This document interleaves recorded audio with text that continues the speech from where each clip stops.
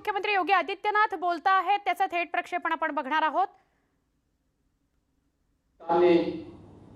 APMC act में व्यापक संशोधन की वकालत की थी और राज्यों के मुख्यमंत्रियों को इससे संबंधित पत्र लिखे थे। उस समय उन्होंने उस यूपीए सरकार को क्यों समर्थन किया? इन्होंने अपने इलेक्शन मैनिफेस्टो में इसे शामिल किया था और यही नहीं, संसद की अस्थायी समिति की बैठक में भी इन राजनीतिक दलों ने एपीएमसी एक्ट के संशोधन और मॉडल एक्ट का पुरजोर समर्थन करते हुए जो बातें उस समय कही थी, ये सभी संसद की कार्रवाई का हिस्सा है, कमेटी की कार्रवाई का हिस्सा है और ये सभी चीजें पब्लिक डोमेन में है। उन राजनीतिक दलों के मैनिफेस्टो को अगर आप उठा करके देखेंगे तो उसका पार्ट भी दिखाई देता है। मुझे आश्चर्यजनक प्रदेश के अंदर समाजवादी पार्टी के आचरण पर भी होता है।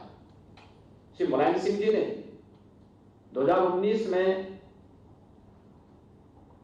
एग्रीकल्चर से संबंधित जो स्टैंडिंग कमेटी थी, उस स्टैंडिंग कमेटी में एपीएमसी एक्ट में संशोधन का समर्थन किया था और मॉडल एक्ट जो भारत सरकार ला रही थी उसका पुरजोर समर्थन देने की बात कही।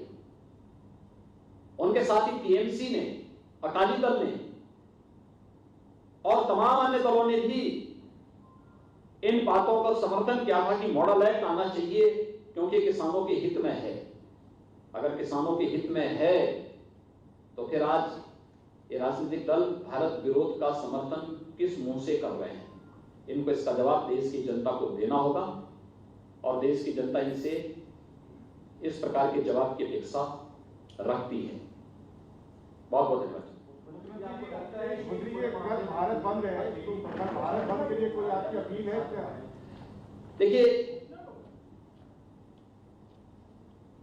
भारत सरकार ने बातचीत के सारे रास्ते खोले हैं और कृषि मंत्री जी, भारत सरकार के कृषि मंत्री और अन्य केंद्रीय मंत्रीगण किसान प्रतिनिधियों के साथ कई दौर की बातचीत कर चुके हैं।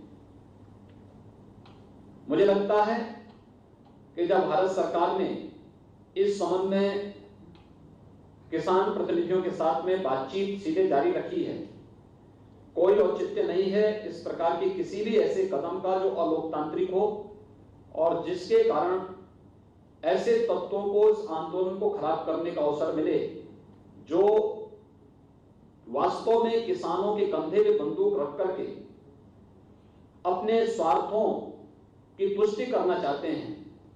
और इसलिए हम लोग चाहेंगे कि बातचीत का क्रम संवाद बना रहना चाहिए और संवाद किसानों के हित में जो कदम मोदी सरकार ने उठाए हैं पिछले 6 वर्षों के दौरान, मैं विश्वास के साथ कह सकता हूं कि आजादी के बाद 55 वर्षों तक शासन करने वाली राजनीतिक दल ने किसानों के हित में इस प्रकार के कभी भी महत्वपूर्ण कदम नहीं उठाए।